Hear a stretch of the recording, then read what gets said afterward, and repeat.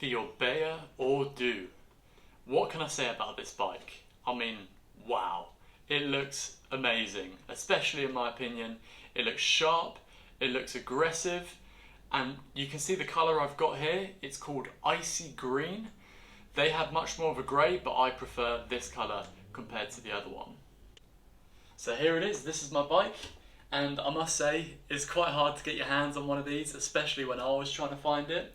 I've got the Ultegra mechanical version, which was the cheapest option at the time, and this was £4,700 when I bought it, new. This is advertised as both a triathlon and a time trial bike, so it is UCI legal. It's got the little badge on there, which I quite like, so if you're going to go do some UCI races, the option's there if you want it. Not that I do any. I normally do CTT here in the UK, but I also use this thing for triathlons as well. I mainly do Olympic distance and middle distance Ironman or middle distance triathlons with this. So let's talk about the looks of this bike. So as I said in the intro, I think this bike looks amazing. I really like the lines, I really like the shapes, and I really like the colour too. I did actually try to go for a custom option, as Orbea do their own custom paints and they come free with the bike. However, when I was talking to some of the sellers or resellers, they were saying that the lead times look like at least a year and a half. So I went for the icy green here, and I don't regret it at all. When people come to my house and these two bikes are sitting next to each other, people go for this one over my Tarmac SL7, and it's got a custom paint job. People go to look at this one. It's amazing. And I can see why, to be fair. It looks really cool. Especially if people don't know bikes, they're really interested in this bike. They haven't got much interest in that one. The only thing I don't like about the looks is it looks complicated to work on. I haven't had to do it yet. It's been working really well the whole time. It's just this bayonet system at the front here. If I needed to change something, I think it would be a bit complicated. So I might be taking this one to the bike shop if I need to change anything. One of the main reasons why I went for this bike is the price. So like I said, it cost me £4,700 when I bought it to begin with, and you get a lot of things with this bike for that price. So one of them is the wheels. You get 55mm deep Vision Metron wheels that come tubeless ready as well, might I add, which I think is a really nice feature. So the option is there if you want it. It has a mono riser at the front, so I don't really like these more old school style where they're more like a normal like stem and bar setup for the time trial bikes. I like this more modern mono riser, and it makes it just as adjustable as those normal bar and stem setups. And I think it also looks a lot cleaner. So the front of the bike is the area that hits the wind first, of course, and I think the cleaner that is, the better your time trial bike looks and probably performs. And then of course there is the frame. So the frame, everything looks super well integrated, all the lines look sleek. I'm not an aerodynamicist, but when I try to imagine the lines running over the bike, I feel like I can see the lines moving smoothly over the bike. So everything looks like it's there for a reason. As I said earlier, this was the cheapest option of the bikes when I went to go buy them. The Ultegra Di2 was £2,000 more just for the Di2, and I think that's a bit too much for the upgrade. I think if I wanted to do it myself, I looked at the prices and you could probably upgrade this to Di2 for about £1,000 nowadays. Then there's the new bikes that have been released, or the new group sets, and I was looking at the 105 Di2 that this bike now comes with. That's £7,000 as well, and I think that's far too much for this bike. So I think I got lucky, I got it at the right price with the right kit. The size I went for here was the medium large. So this bike comes in three options. You got a small medium, medium large, and an extra large. And the small medium and the medium large actually have the same frame size. However, the mono riser and the seat post have different heights to them, just to account for those different sizes. So I've gone for the larger version here. I actually tried the extra large out. I managed to find one in the store, and I was a bit too stretched out. I'm 192 centimeters, so I'm pretty tall, but I'm mostly leg. So I actually got a chance to try the medium large out as well, and I was quite surprised. We put the saddle height up, it's pretty much at its maximum, and I managed to fit on it. So I thought, I like the look of the smaller one a little bit more. The smaller one's probably going to be a little bit lighter as well, and a little bit closer to the ground, so it might handle a little bit better at the same time. And then on the stand here, so I've got the seat post as high as it will go, but on the actual stand here itself, this is as low as it will go. So later on this week, I'm looking to actually chop this by 1 centimetre. I'm going to a friend's house to go do it, and we'll see if I can just get that just a little bit lower. That's all I want it, because it's currently as low as it goes. Let's talk about how the Orbea Ordu rides. And to begin with, I'm going to talk about the handling. So this is actually my first time trial bike. I used to just have a road bike with clip-on handlebars. And so for the first 2 times I got on it, it was a bit more twitchy, but it's how I imagined all time trial bikes are. And Orbea do say one of their focuses for this new bike was actually good handling. So I think now that I've definitely got used to it, even after just 2 rides, I think this is actually a really good handling bike. I'm really comfortable. If I need to, I'll put my hands on here, but even going around most corners, I'm still on the skis there as well. So I think this bike handles really well. To me, the centre of mass does feel low, so I feel like this does help the handling of the bike. Then there's when it goes over bumps and stuff. This ride is actually a harsh ride. It has a harsh ride, this bike. You can tell it's quite a stiff bike, which I think actually helps with the handling a little bit. It makes it feel like it corners a bit stronger, and it also feels like you can put more power through the pedals. The frame doesn't feel flexible at all, but when you go over the bumps, you do notice them. With that being said, when I'm on the skis going over bumpy roads, of which we have many here in the UK, I do feel like it tracks dead straight. So for me, going over even some of the biggest potholes, the bike is just being dead straight, in my opinion. The comfort of this bike. So this bike, for me, is a really comfortable bike. Even though I said it has quite a stiff feeling, more like a racier bike, I'm comfortable on this bike, and I would imagine most people would be too. And I think that mainly comes down to the adjustability of everything on the headset here. The pads, they can go really wide, they can go really narrow, forwards, back. The skis have a lot of room to adjust, and I've turned my skis inwards so I can get my hands closer together here. Once again, the monoriser goes up and down, so you've got a full 3D movement of the front end of the cockpit on this bike. And I think that's the advancement that most time trial bikes have made nowadays. It's not necessarily massive gains in aerodynamics, but they're able to make the bikes fit people better. So I think it's easy to get comfortable on this bike.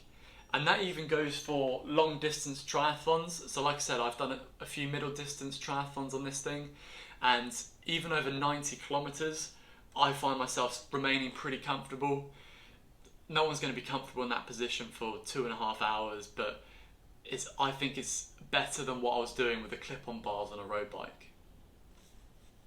Next up, I want to talk about the storage box and the water bottle. So the storage box, for me, I think is a really neat solution. Just the way that it sits underneath there, and apparently the storage box also adds to the aerodynamics of the bike, so it also makes it a little bit faster. The box itself is not UCI legal, but you can simply just unbolt it and then you've got a UCI legal bike. But in terms of the storage solution, it keeps more of the weight lower down, and I think that helps with the handling too. So aerodynamic bonuses, a bit of extra free storage for your bike in terms of spares and kits. I think that's a great addition to this bike. So here is the storage box. In terms of what I keep in here, I quite literally just keep a tubeless plug. So I've got my CO2, I've got a breaker which I can add onto there, and then finally I've got my tubeless tyre plugs that I use. Well, I haven't had to use yet because I'm running tubeless and I haven't had a puncture yet. But if I need it, it's there, and if any further disasters happen, well, then I'll be stuck. It is tough to get an inner tube and all the extras in here, so it's not the biggest thing in the world, but for running tubeless, for me, I think it's a good size.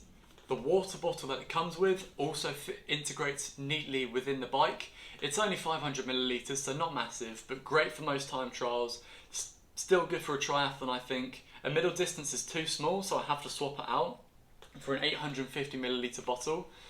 But apparently the bike is a little bit faster with this, more aerodynamic, and I can see why, because it integrates so well. In terms of getting it on and off when you are racing, you don't really take many sips, but the bottle works fine. You just squeeze it, lift it, squeeze some water into your mouth or whatever you've got in there, slot the bottom in, push it on, and it goes back in nice and easily. So in terms of usage, it's actually not that hard to use compared to a normal bottle, really. The wheels. These are a good looking set of wheels, I think. They fit beautifully with these 25mm GP5000 STRs. So I'm running tubeless on these, and they seem to fit very flush with the edge of the wheel, which in my head seems like it would be perfect for aerodynamics. I bought these Vittoria airliners to go within the wheels here, just in case I got a puncture and I couldn't repair it. It just gives you that extra lifeline, that extra bit of safety without adding any rolling resistance. As you can see, they're not in the bike yet. I bought the tyres, put them on before I got these, and the tubeless sealant's still good in there and stuff, so I think eventually I'll get these in there, but for now, I've still got them out. The cockpit of the system. So for me, this cockpit works really well, and I think it really will for anybody. Like I said, there's a really high amount of adjustability here, and another neat little feature on this is that all of the screws have a little torque number next to them. So if you're just doing loads of adjustments, you don't have to have a manual book there or anything. You've just got the torque numbers right there, so it's easy just to lock them back up to the right torque number every time. The base bars. Now these base bars can be flipped, so I think you get about 2 to 4 centimeters or so if you flip them the other way around, but I decided to keep them down at first. At first I wasn't sure on this option to keep them nice and low, but now I actually much prefer that I did this. It just keeps your body much lower when you are on the base bars, so it keeps you in a much more aerodynamic position, I think. And also I think the low down look makes it look a bit more aggressive, makes it look a bit sharper, so I'm quite happy I kept the bars on the downwards position. In terms of where these handles are placed, they're quite far forward, so the actual handle itself adds a lot of length to these base bars. I'm not overly mad about how far they are away, but you know what, it works just fine and you don't have to think about it much when you're using them. When you're using the actual handles on these bars, the brakes have a really solid feel to them because they're disc brakes. I mean, they're great. These feel nice and solid. They're got like a chopped carbon lever here, which feels really nice to use, and it feels sturdy. So it actually gives you quite a lot of confidence on the brakes, which I think around certain courses will actually save you some time. On top of the brake system here, I've actually taped some grip tape, some like skateboard grip tape to the top of here. It does come with like a knobbly rubber surface, but as soon as you get sweaty, this gets really slippery. So that is one negative to these handlebars that they use from TRP. So the grip tape really adds to that, really helps just make you feel like you're stuck in position when you're using the base bars, especially when your hands start to sweat. In terms of the skis themselves, so they're quite a funky shape. They also got this chopped carbon look, which looks really cool. And I've got the pads fairly narrow here, and they're narrower than my hips. I could go narrower, but I feel like it would be unnecessary for me to go narrower on these skis, because like I said, my elbows are narrower than the width of my hips. Now, whilst this bike is a brilliant bike, there are some things that it's missing, and a lot of that comes in the sense of triathlon storage. So we've got storage for all your spares and stuff, great. One thing it's missing is basically like a bento box to keep all your stuff in, and I think from the shape of it, it'll be quite easy just to add a flap into the top here, and this is something that is missing, and I don't really like adding extras to the shape of it. I feel like it takes away from the clean lines, it takes away from the aerodynamics, so I don't really like adding stuff on. Their reason is that it gives you options, but actually everyone wants their food storage right here. So what I tend to do is I tend to stuff a gel underneath the saddle, or maybe 2 if I can squeeze it, and I tend to use a little bit of tape and put it on this flat base bar in the middle here. So I tend to put some gels on there, a rice cake or 2, a little bit of a sandwich for a longer triathlon. So for time trials, the lack of stuff on there, probably fine, you would never think about it. For triathlon, the lack of storage is evident. The lack of storage also goes for the water storage as well. So I tend to use a bottle in the middle here, and I have to kind of botch like a mounting system for my Garmin on the front. So I use a bottle in between there. Then I swap out for a longer distance triathlon the Aero bottle for an 850ml. It's just a normal bottle case change. And then finally, I did buy a system that you could hook up to the rear of the saddle on this bike, and you could put your water on there, such as 1 or 2 bottles. However, the angle of the saddle seat rails, they flare outwards rather than stay narrow. So the clamps on the bikes really struggle to hold on. So I find that the water system holders just tend to kind of fall off the back of this saddle. So the saddle itself works great, it just doesn't work well with more integrated storage for where you would want to store water for a long distance triathlon. In terms of what other bikes have done, so Canyon themselves, on the back of their seat post, they have like a 2-bolt system where they can add and bolt on some extra bottle cages, which is a lot more stable than kind of bolting them to the saddle. And I really like that Canyon solution that they have. And I feel like it would have been something easy enough to do on this bike here as well, but it is missing that option. In terms of extras that I've put on this bike, the first thing is these Asioma Vivero Duo pedals, and the way that they charge up is really neat and tidy. Just means I didn't have to buy an extra crank or anything like that, so I could just leave it as it was. Another one is the light that I use on the saddle here. I think is nice and sleek, nice and integrated on there. It's just the circle light from Amazon. And then finally is my front light, which I tend to use on time trials. So this is actually just held on here with a magnet, and it just comes off, goes back on nice and easy, and I've just integrated that into the Garmin mount that I normally use. I do also have a video on that, which I will link down below. Then another extra that I've put on is that grip tape that I was talking about. So it's right here on the bar. You've got this normal rubber material on the outside here, but like I said, you actually need that grip tape when you're in that downwards position, when your hands start to get sweaty. In addition to the fit and the adjustability of the bike, the medium large here comes with 170mm cranks, and when you're in this tighter position, actually that really helps a lot. So even the extra large only comes with 172.5, but most bikes that are quite large come with a 175mm crank, and that's too big. So the 170 works really well with this bike, especially when you're tucked into that tight position. This has been a Cycling Unboxed review of the Orbea Ordu. Let me know if you have any opinions down below, or what you think of it, or even if you own the bike, let me know how you've got along with it, and I look forward to seeing you again in a future video. Thank you for watching, goodbye.